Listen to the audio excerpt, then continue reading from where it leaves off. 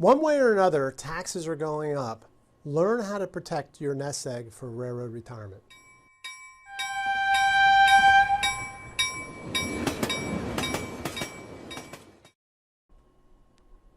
Welcome everyone to another edition of the Highball Advisors Railroad Retirement Whiteboard.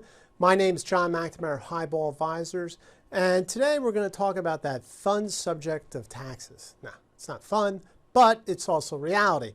So, our President Biden, he's made some proposals. He's looking to raise some taxes. He's got the spending part down, so now he's got to raise some revenue to pay for that.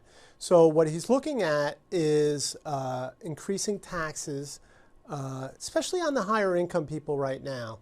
But I want to walk through this and kind of see how this affects everybody, because one way or another, it's eventually going to affect everyone. So let's just go through this and see how you can maybe help protect yourself and avoid some of these taxes that are coming your way.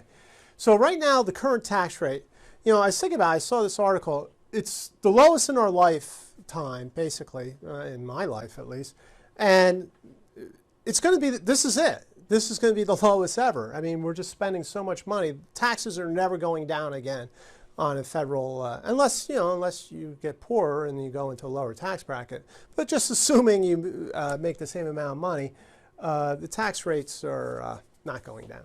So that much we know.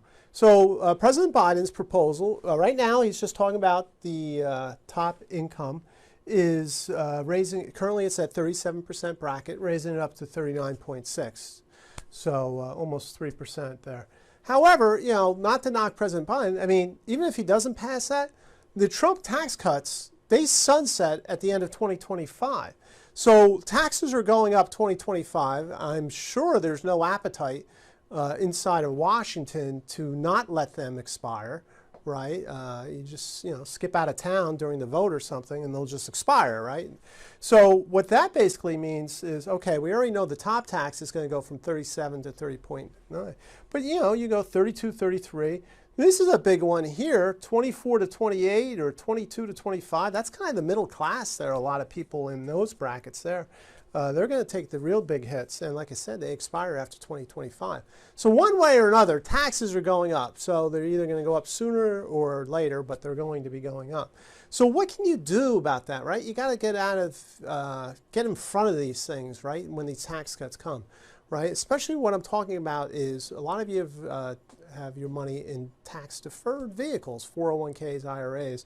And as you get into retirement, especially the early years of retirement, there's opportunities there because your income has come down. You're now in a lower tax bracket to withdraw some of that money, pay the taxes on it, right? Tax at ordinary income, and move that into vehicles that are tax-free, that are Roth IRAs, right? It's called a conversion, right? So why do a Roth conversion? And it's simple, right? Because withdrawals are tax and penalty free when they come out of the Roth. I mean, how great is that? Assuming, you had the Roth for 5 years and are over 59 and a half. But withdrawals are tax and penalty free. That's great, okay? You just keep staying in the lower tax brackets, okay, down below here, right? Stay down in the lower tax brackets. Those are good because on the one here is, right, the required minimum distributions are going to hit.